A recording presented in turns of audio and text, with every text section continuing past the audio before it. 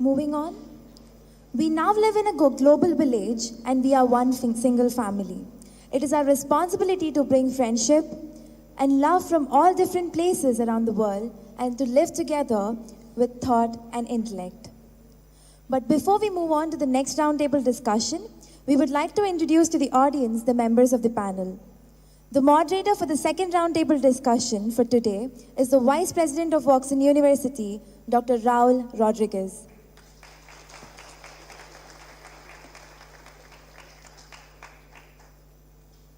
Dr. Raul holds a PhD in Artificial Intelligence and Robotics Process Automation Applications in Human Resources.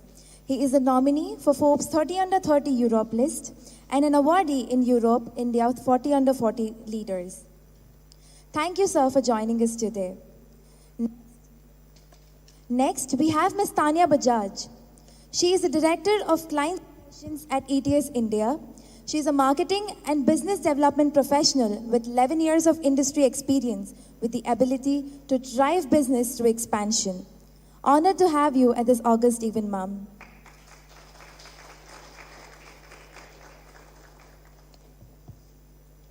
Coming up next, we have Dr. Bruno Rocha Fernandes. He is a professor, consultant, and manager with over 20 years of experience in the field of strategy and people management. He is currently the Dean of Pontifical University Business School and also an Associate Professor at Fundação Dom Cabral in Brazil. A pleasure to have you join us, sir.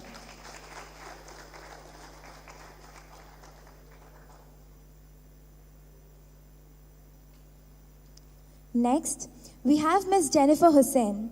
She is an Assistant Director at the Center for International Affairs and Cooperation at the United International University. She is also an adjunct faculty at UIU. Delighted to have you on the panel, ma'am.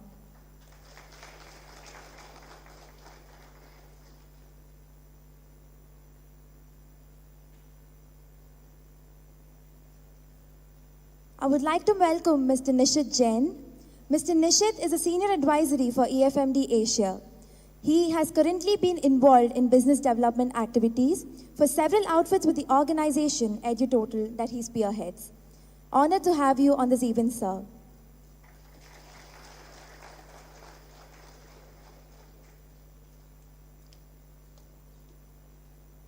Now, we have Mr. Rohan Shah, who is the founder and CEO of Classavo and has got into the Forbes 30 Under 30 entrepreneurs. He believes that students across the world deserve better and fixing education must mean more than just platitudes. He is an alumnus at the University of Buffalo. Good to have you on board, sir.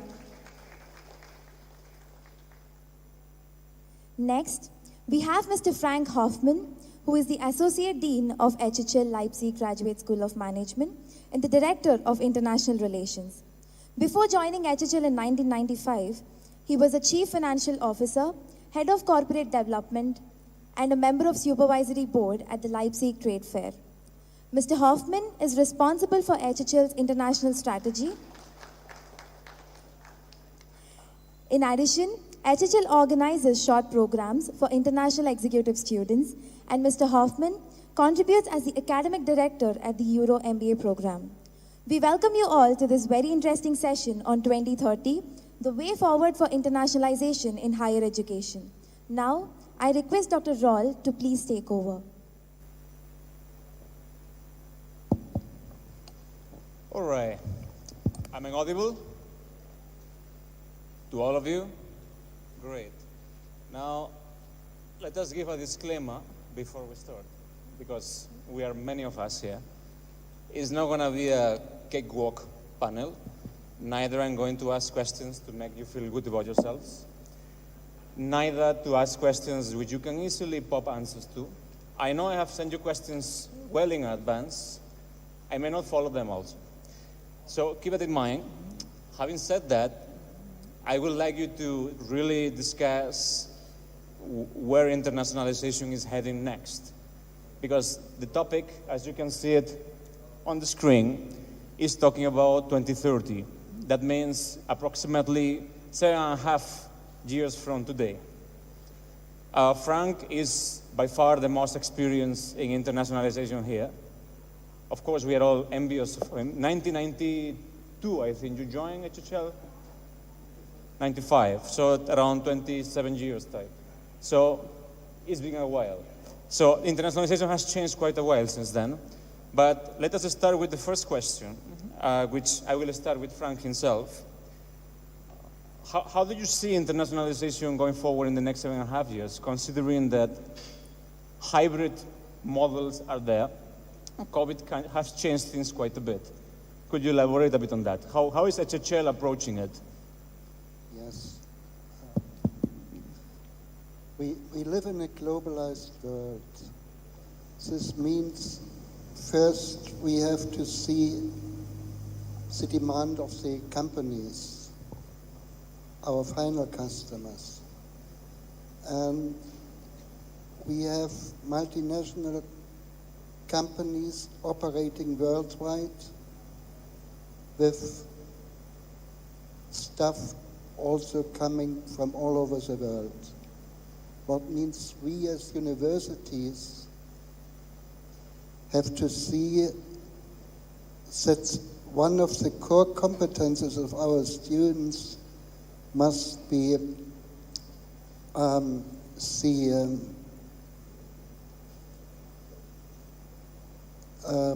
let's say, multicultural competences of students, soft skills, what you can teach, but it is a little bit difficult, of course. Students should speak several languages, and as a university, you should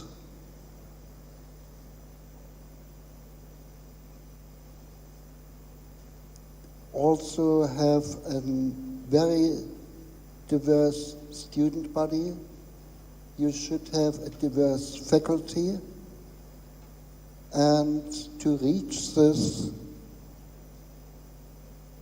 we moved away and switched all our instruction to English. We have one course in German, this is German for foreigners. And that makes it much easier to attract international students, to attract international faculty. And you must be known worldwide. And to be known worldwide, try to get into the rankings. This is what future students are reading. Try to have at least one recognized international accreditation. As a business school, you may choose ASCSB or AQUIS. Of course, you can have two, but in this case, always consider this costs a lot, and the more accreditation you have, the more standards you must follow. I think this is one point. The second trend is that some persons in European countries at least are not agree to globalization. We have in Germany, they went to the streets, we do not need any foreigners. We are the people. We have the same in France. And these are okay, some coming from the far right spectrum, but on the other hand, more localization means the people who are going on the street because of environment protection. And this gives our companies also the duty to think about supply chain. It must not be that you import some vegetables from around the world. We have had COVID. We still have COVID. At the moment in Leipzig, we teach in a hybrid mode. What means we must have a minimum distance of 1.5 meters. Our largest classroom is designed for 200 people, and at the moment we allow in this classroom around 50. And the rest is sitting at home at the computer. We had a lot of difficulties with semester abroad of our students. Some countries were totally blocked, some are still blocked now. If you see what happens in Shanghai at the moment, nobody may enter Shanghai. We have opened again our exchange, but I will tell it later in the next session. We limit our exchange, but this worldwide and this also from the beginning. 2 students per university at the same time. This is to have more diversity on campus. You have the chance to pool your resources with partner universities. This is a little bit difficult with us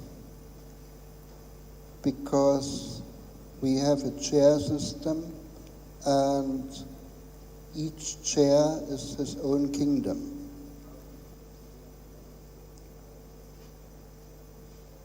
And you have freedom of teaching and research.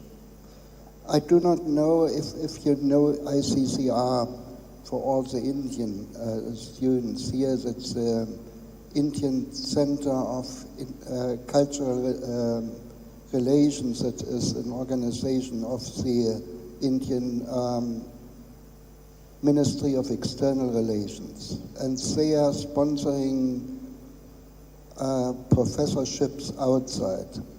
And we have had in the past from our partner universities, the IIMs in Bangalore and Calcutta and the MDI in Gurgaon, 4 of these professors. At the moment, it's not longer for us because they have changed the strategy and promote only stay abroad for Hindi and languages. But they came then and have asked me, I need a detailed syllabus for our professor abroad. I told them that's impossible. We can give only the direction what the professor should teach. We cannot give them the detailed questions, what he should ask the students. And that was also a learning process for your Ministry of External Relations and shows that we have different teaching philosophies. Them to do that cannot be done by the universities, that must be done by the governments. We have a good example in Europe, that is the Bologna process. Now we have managed to have a structure, an academic structure into bachelor-master degree with a unique credit system. ECTS, European Credit Transfer System, that shows how much hours a credit is worth. We had a trial and error system within the EU with the ECTS grading. And finally, I think now we have the right solution with a grade distribution table. Each student gets a diploma supplement in the end of his studies, and there's also in part of it to show the grade distribution within the institution.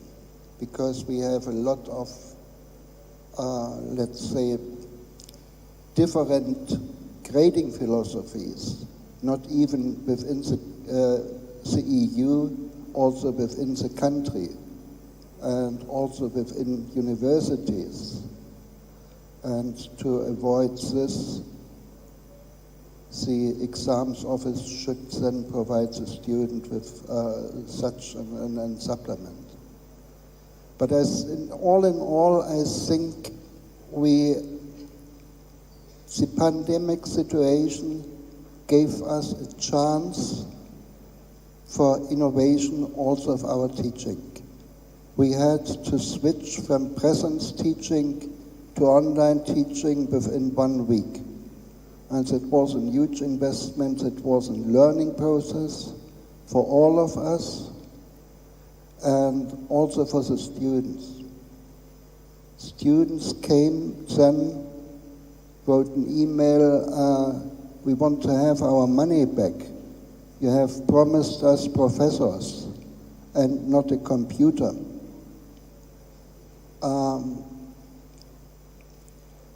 There's something true on it, because from MBA, this is also personal contacts between the students and not between student-computer student or student-computer teacher.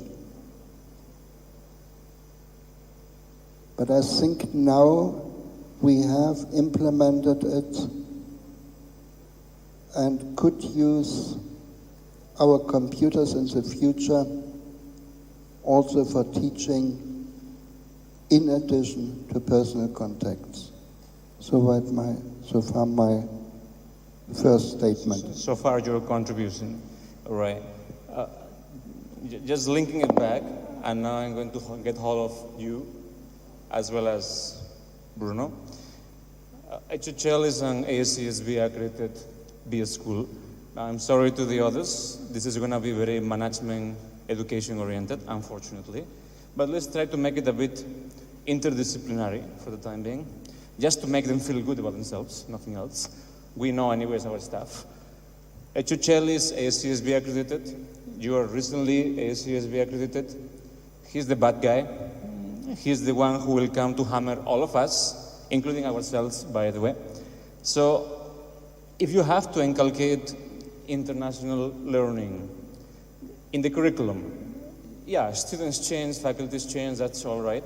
That's all general trending for the last 30 years. But what do you do to involve internationalization, which is one of the pillars in EFMD and EQUIS, as well as quite important in ASCSB, though not as highlighted? How do you involve this within the curriculum? That means in the delivery, how do you give exposure to the students, apart from exchange, in the delivery or subjects? So if Nishit can kickstart and then Bruno can kick in.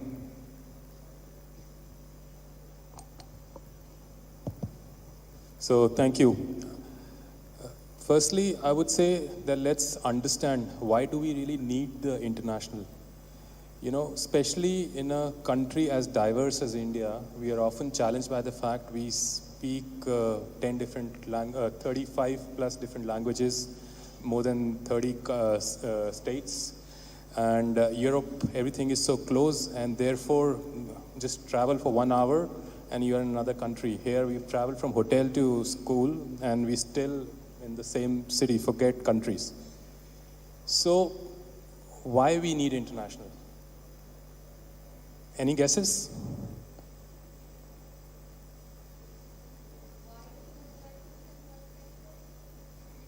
You know, in academic terms, I would say, we always say publish or perish, right? When it comes to institutions, you go international or you don't exist. And I'll tell you why. The global consumers are the ones which are deciding all of this. Today, you are a consumer and a multinational corporation is giving you the solution, like what Sridhar said. He's giving you a solution. So why would you want to buy it from a graduate who does not even know how to create those globally oriented products? the competition is no longer local. You have to have a global mindset. Just to answer the fact that how do we bring that into the system, you have to have a global mindset. Your brain has to be like a Google. You can't say that I am from Hyderabad or I'm from India and therefore I know India, how India operates, despite, knowing everything is good, because the foreign forces with the globalization, are invading and their cross, mobilization. Look at pandemic, it's an excellent example to show you. Look at the war in Ukraine, Russia. We are no way connected, but we are all connected. So to understand all of these challenges, I think we need to have a global mindset and recognize each other, know each other's culture, and to start small. Like I said yesterday, the smallest you could do is just organize an international day, which has, 10 international cuisines. Food connects very well, And if you have 10 dishes from 10 countries, people talk about that, and that starts to imbibe you and help you learn. I don't know how many of students in here even know what a tapas would look like, or what does it taste, or what does it mean, or you're Spanish, so that's why I'm just bouncing it up somewhat. So you could start. That's just an example. One little secret before I move to Bruno, which Nishit has not disclosed. May I? He's actually He's actually not a pure management guy. He actually did originally his main graduation, correct? From an IFT in fashion. So he's actually a fashion guy. You may think he's management. He's transformed into management, but he's actually a fashion guy. In fact, yesterday you were interacting with fashion students, correct? So just to build that rapport into interdisciplinary, which is linked back to internationalization, Bruno, yesterday just playing about the Brazilian educational context and where your institution plays a key role and how you operate that. So you can hear me, right? You just got ACSB accreditation.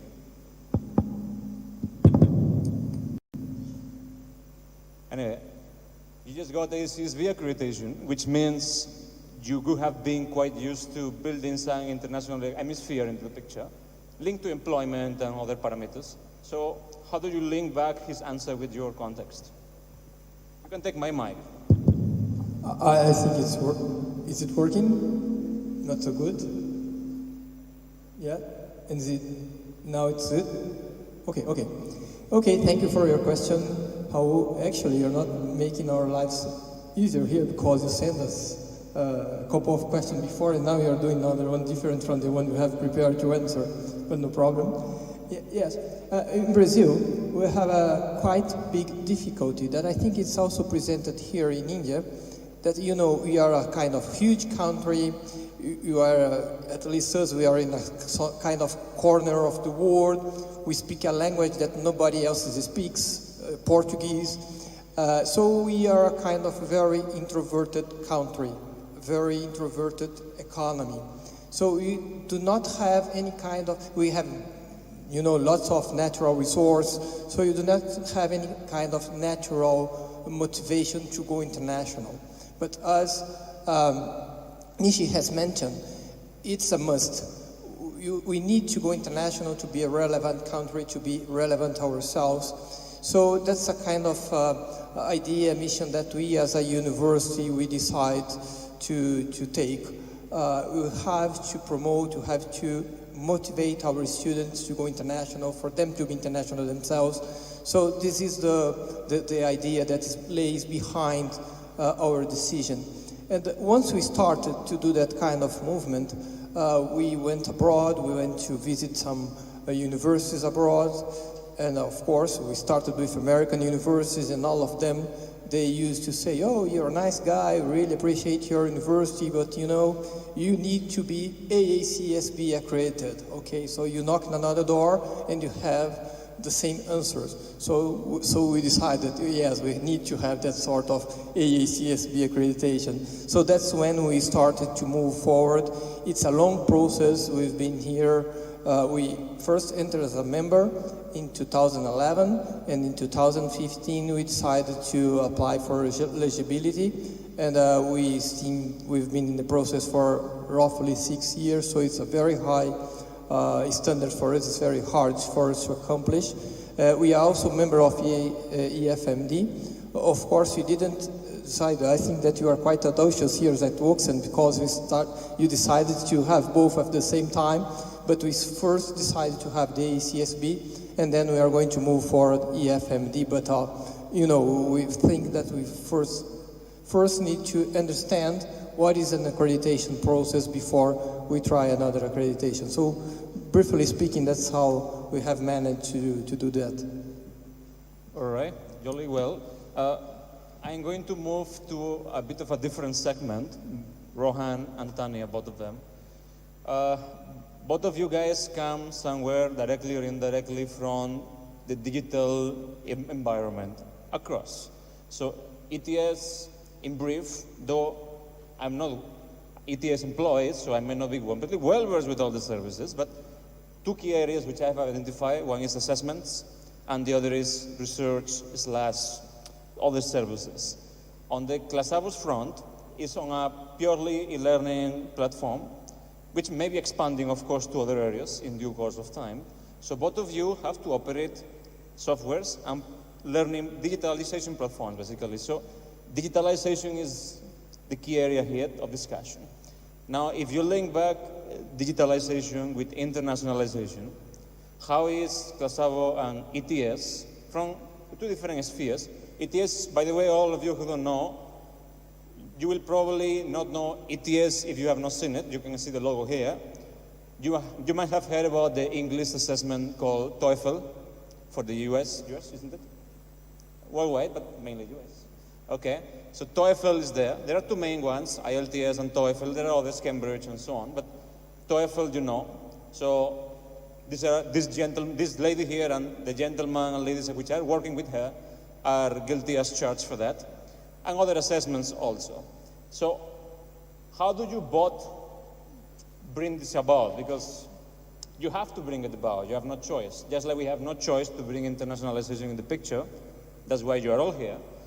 How do you bring this about in your companies and your services? Rohan can start, then you can follow. Sure, I can go first. What I'm realizing is this roundtable is really all about the students here. Is that right? How many students do we have? How many of you guys are students here? Majority of them, right? I think the question is really simple, and the answer to that is, it is what consumers want. How many of you guys here want to go immerse yourself in a different culture? Okay, still a majority. How many of you guys want to learn a different language, make friends from different parts of the world? Well, that's exactly the answer. How do we bring internationalization into our solution? I really like what Sridhar said, earlier before the keynote. It's outcome-based, right? If the outcome is that's sort of the experience that you want, that's sort of the solution that we need to build. And it's not just the right thing to do, it's what you guys want. And it's where the world is moving towards. It's become so much easier to democratize access to resources throughout the world than has ever been before. 5 years ago, 10 years ago, you would have to go through a lot of friction.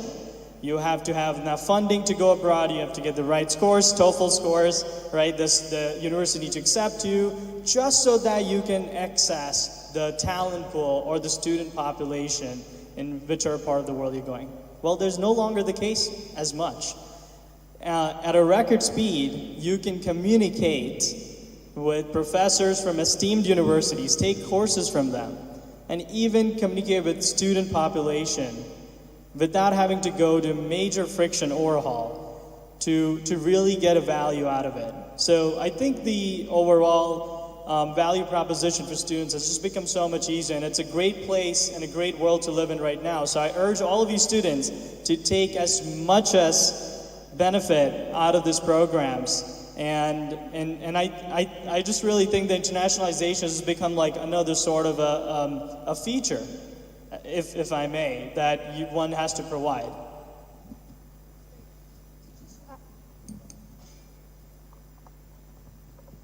Am I audible? Am I audible? Right. So just to add to your point here, precisely this is something that ETS is doing as well. Just if I give you a brief example of what we've done in the past, just 2 years with COVID coming in, we were the first assessment to have moved entirely to a digital format.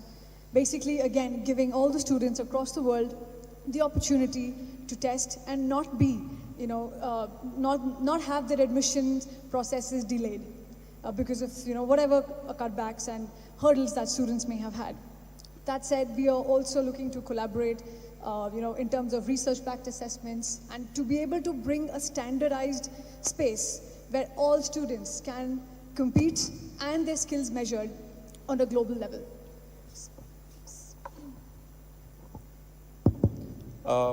Have any of the panelists here heard about something called COIL, Collaborative Online International Learning, introduced by ACSB a couple of years back due to the pandemic? So, just to mention it, since Jennifer is here, I think last year, we did a collaboration with your university where one of your faculty delivered here. And from our side, Dr. Nagaraj from research delivered to your students in the field of analytics. Then both the student groups also worked in joint projects. And that has evolved, of course. That was the first tryout for us because COIL was not easy, and this is linked back to the digitalization sphere. Do you think, coming from your university and from a global perspective, which affects all of us, is it possible to do exercises like COIL without digitalization, without having Zoom or Microsoft Teams? Can I bring some 14 Indian students to Bangladesh every week and vice versa? Is it financially and logistically viable, or do we need to imbibe digitalization and we have no choice? Thank you very much. It's a wonderful question. I think it's not feasible because we are from a poor country and our students do have their budget. So they would not be going for so frequent exchange, collaboration, work, practices, but as like exchange programs. So in that way, as we want this collaborative learning system in a regular basis, that's why we must require the digital technology with us. So that's how like student can, learn in the synchronized or asynchronized mode. So not only they have to perform or interact at the same time the faculty member is delivering or assigning them some work, they can contribute anytime from anywhere from the world. So I think digital technology advancement is mandatory for our countries.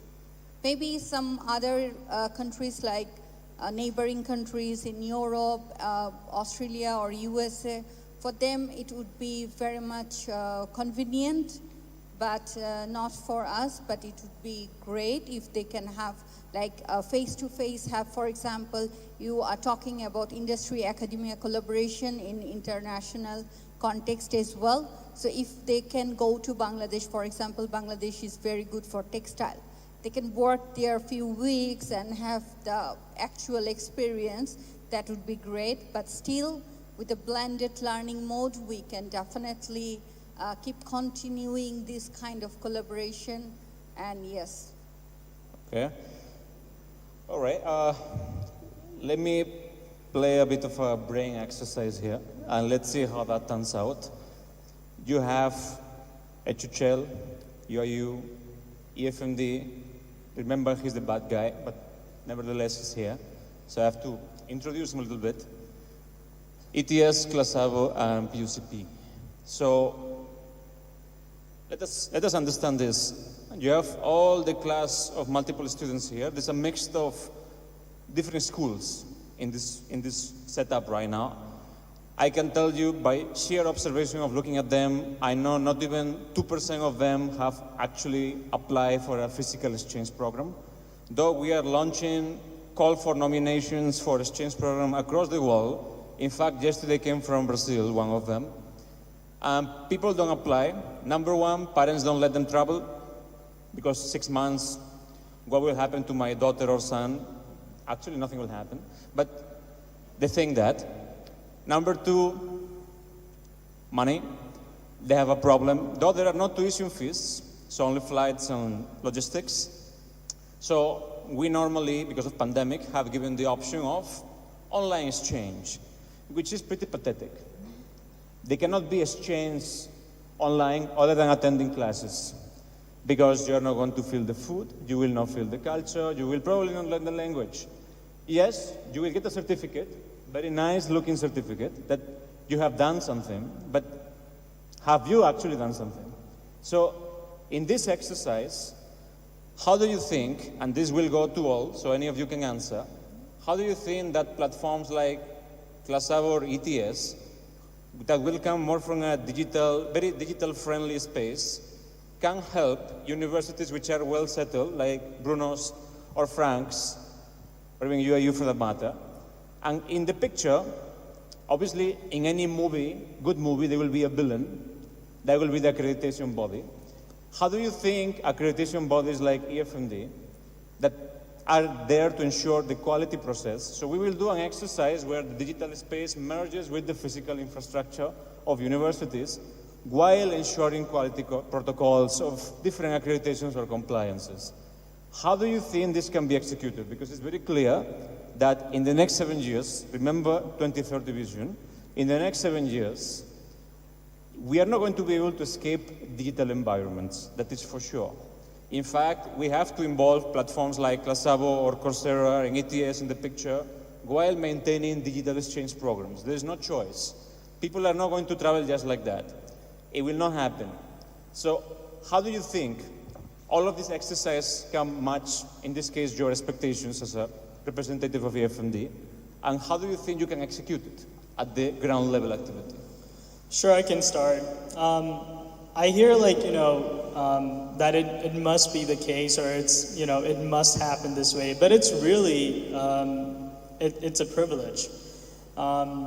Basically, I want to ask the students again the question. If you had the opportunity to spend time with your friends that you've built over the course of years, and also take a class from an esteemed professor that could give you a different perspective throughout the world, would you want to take it?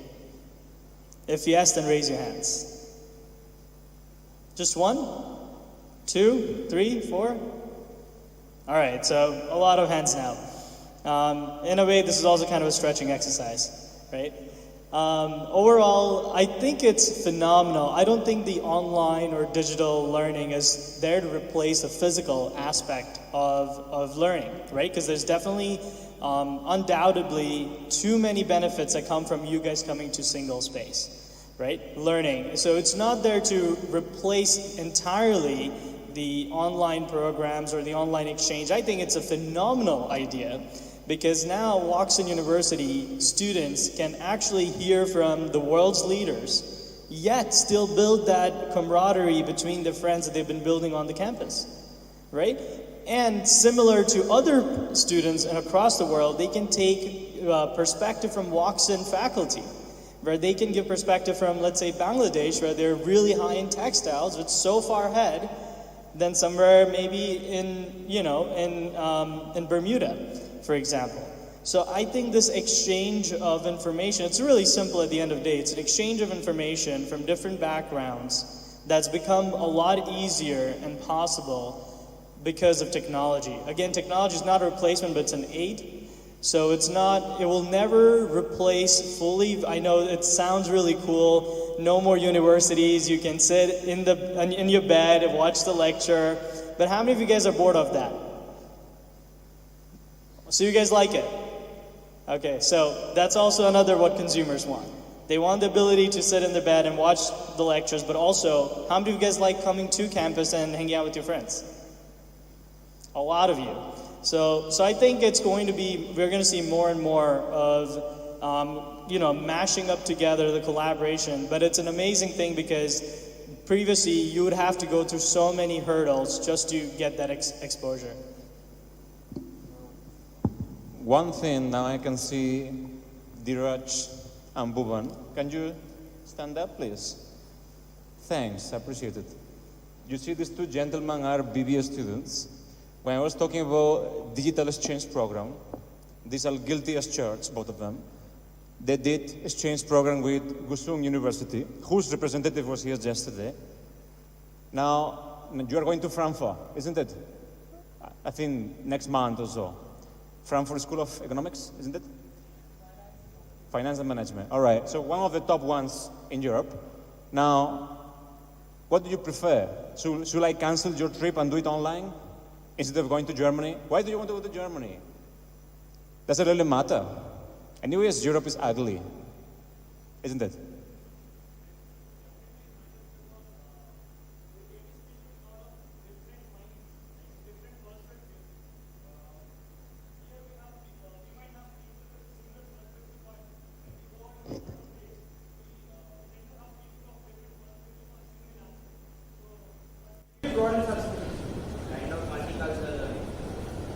Multicultural, broadening perspectives, understood, but you did your exchange program with Gusum online for about 3 months, right? Did you learn anything? Other than classroom delivery, obviously. Did you eat South Korean food? Did you enjoy the culture? Did you mingle around? Did you go around Seoul? No. Then when you took that online classes exchange program, did that enable you to want to travel there? Right? So do you think it could be a gateway, an enabler for you to expose yourself? Well, previously you wouldn't have, like what Dr. Rodriguez mentioned, the funding is an issue. The parents are saying, no, you can't travel. You're going to get kidnapped, right? And so taking those online classes, you realize, man, this is pathetic. I actually want to go and taste all those things there, but did that actually bring that information to you in a faster manner? Let me add, they had the chance to go, but they didn't go. So it was a choice. See, if you think something is going to happen to you abroad, please understand, I was an exchange student once, and you know to which country I went? If you really think that coming from Spain, a so-called developed country, people are very happy that I'll come to India. India is not India today. India, like many years back. You think it was very well looked upon by family members? Many of them don't even know where India was in the first place. So you have the opportunity, and this is just to break your entire argument a little bit. You have the perspective here. If you have the chance to go physical, you should embrace it. At the same time, doing a hybrid mode is also not discouraged. It could be helpful because of what he mentioned. You have the opportunity to attend different deliveries or content from across the world without traveling all the time. You can sit down. Thanks for the intervention. Jennifer, you have something, right? So, fine, thank you. So, I wanted to add something with this, as Raul was saying about cultural exchange and knowing other culture and cross-cultural communication. So, in my case, I have seen once like FPT University Vietnam, they organize some remote internship program where the students have to participate more, like students from different countries. So they became so familiar with the Vietnamese culture, Japanese culture, Korean, who participated. If we let them work, like not just lecture, but have to work like some case studies, some work, presentation, Then they become a little bit adjusted with different cultures. And as you mentioned about the face-to-face exchanges, in my life I had a lot of exchanges.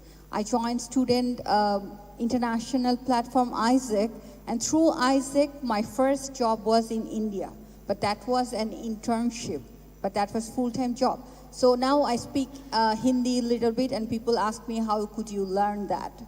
And also I was exchanged to Malaysia twice. And when I was a student, international student at the University of Malaysia in Malaysia, then I again went for study abroad program to Australia at the University of Technology, Sydney. So that's how I agree with the point.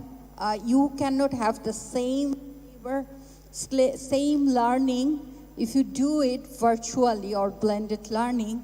You must go physically, have the experience. Yeah, thank you very much. So I think it's the turn for the bad guys to come and rescue. So I would say, EFMD is an organization which is, if I draw a context, when you started to grow up, some of you may have realized that you don't want to go to the school. Did anybody feel it that? Or any raise of hands? So some people didn't want to go to the school, right? Parents came and they said you have to go to the school. You know why? Because you were pushed to the uneasy. It was to break the status quo because they wanted you to learn. Unfortunately, including my parents and many parents out there, they have come from the old school of thought, and you need to help them understand.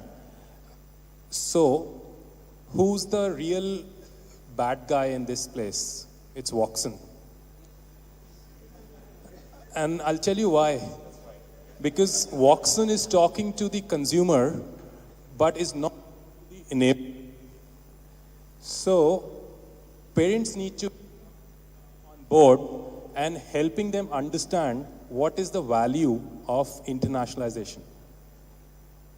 A lot of people do not get that by birth. That's one. Two, let's put finance on the side. It is always not, learning should not be always equalized to finance. There could be creative ways, and that's which calls for innovation. Who's the bad guy? Woxsen. Why? Because I told you in my initial context, EFMD is looking for a global mindset, not white, not passport counting. We want you we want the graduates of Woxsen to be enabled for the future, to be worldly wise. Wise is the word. And how do you do that? You could do that in multiple ways. Pick a language, being in Woxsen. You could have International Day, as I said. You could have international curriculum. Send your faculty abroad, work with great people, which you already do. But does it translate into the classroom? Is there a process? Did you analyze that? Are they talking about only the Harvard Business Reviews, or are they talking about Tata's going to probably Latin America and failing and bringing that case study into the classroom because students need to relate? So you need to build local context. You need to bring local flavors. Did anybody talk about the Indian food? How acceptable is it in countries like Korea? We always talk about the Anglo-Saxon world, which is the US, UK. Oh, we have the tikkas and we have the chapatis out there in US and UKs and Australias. How about a country like Peru? What do students know about this, about the Indian culture in Peru? What did Woxsen do in that space? I don't think so. So there's a lot which could be done on both sides, and hopefully the bad guy will help all of us become good guys, because the intentions, EFMD sees you as family, a family which we want to build, and a global community, and we want you to raise the bar. If you would have already done all of this, I would have come with more, so I can tell you. Can we agree that we are both bad guys in the same mission? Okay. Frank?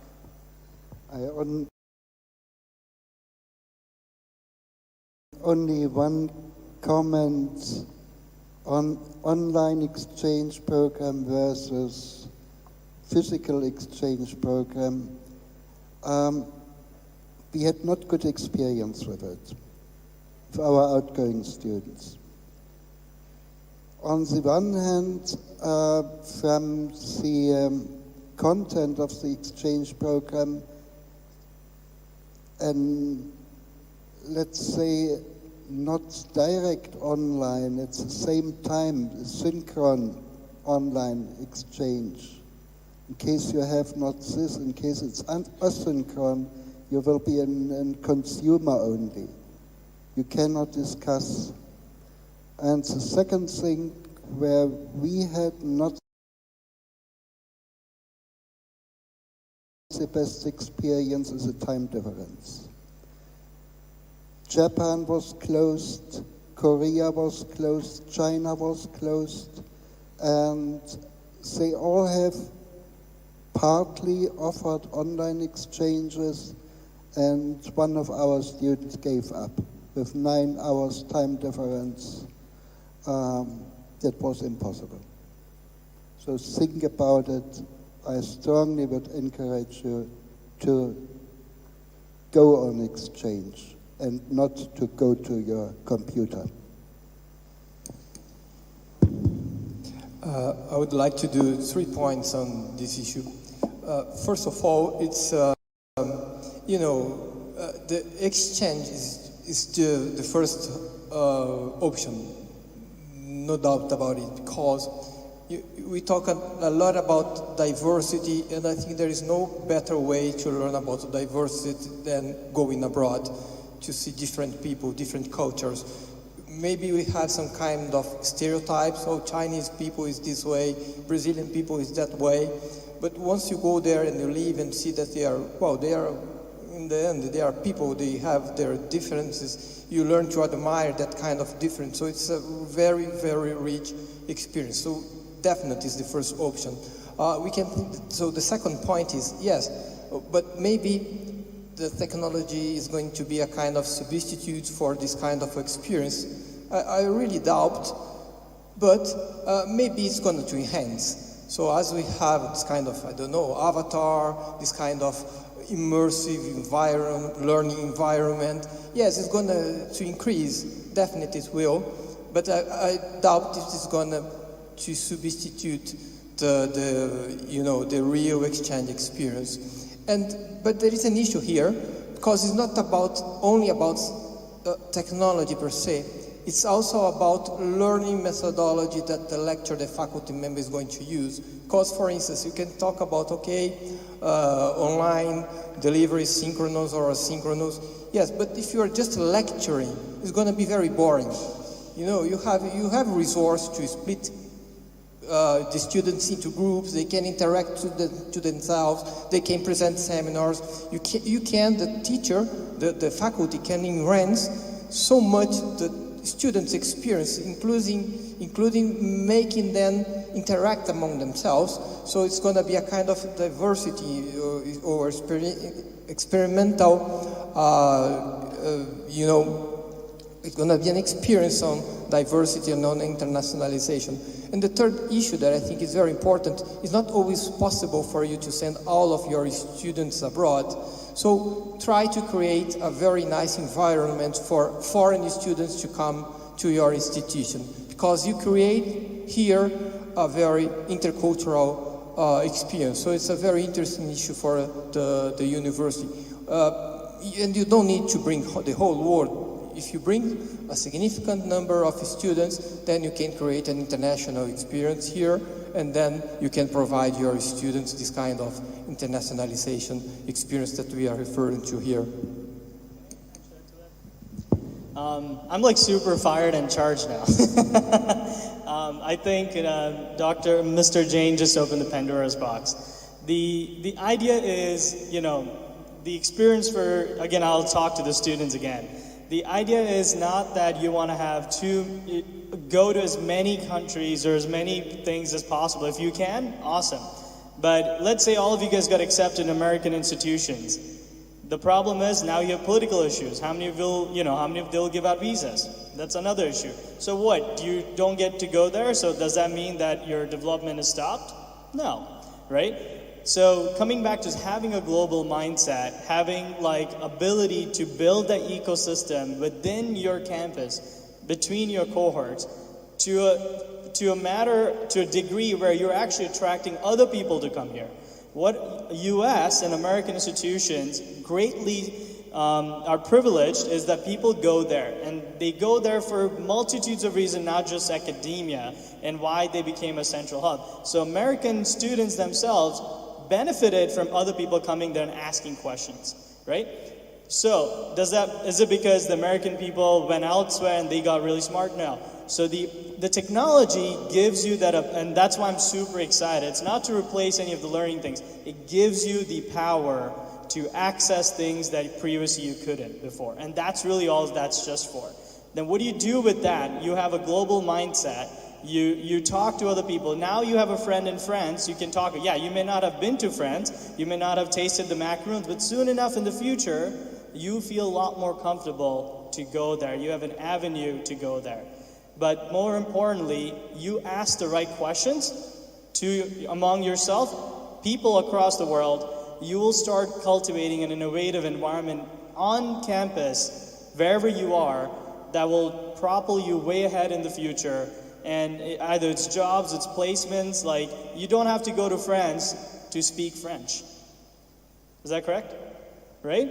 You don't have to go to France to speak French. It'd be nice to go to France and learn about this, but maybe in the future you might get an opportunity to go if you can't go right now. But that shouldn't stop you from learning French. Right? Because if you learn French now, your more probability of you going to France is a lot higher. And you communicating with other folks is a lot higher. So I think in this way, kind of technology can bring about a cohesion, but not a replacement. All right. Well, they should not learn French. They should learn Spanish instead. But thanks for that. I respect your opinion.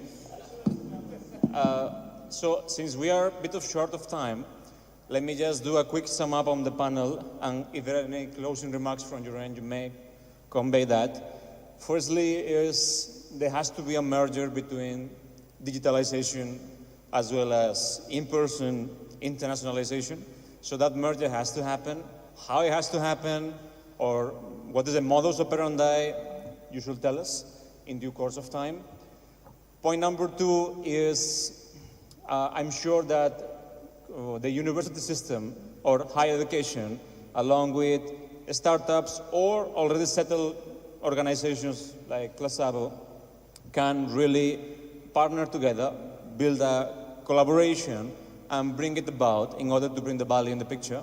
I think that will be a good approach, even with ETS as well, which we are anyways trying to build that rapport in the larger spectrum. Number 3, and I think this is the most important remark, is we are both bad guys. EFMD a bit more than me, of course, but nevertheless, this is a very critical output of this panel that we have obtained. But jokes aside, on a personal experience, which I think even Bruno and Frank, who have already experienced the process too, accreditations have really helped us in terms of understanding our weaknesses and overcoming them through a certain step-by-step process, which otherwise doesn't come. So having that audit is quite required. That does not mean that you're not a bad guy. Please, that does not take out of context. That is still there. So I think with this, unless and until there is some closing remarks from any of the panel members or the audience. Yeah. I just want to leave you with one thing. You have your life in your hand. And internationalization is not a choice. Schools can do only 10% of that. 90% onus lies on you. So you have to find creative ways of how you can get that 90% international mindset by reading, talking, traveling. There could be hundreds of things that you could do. And schools can only bring in 10% of that. So take control of your life. Thank you. And before we go for the group photo, for those of you who want to an exchange program, when I first came to this country through a very good German airline, I'm giving praises to Germany now, please note that, Lufthansa, traveling from Spain. The first time I landed in Bombay, it was 85% humidity and 45 degrees. So if I could make it, I'm sure you can make it as well. So with this, we'll close the panel here. Thank you so much for the contributions, and we look forward to the next session. Thank you.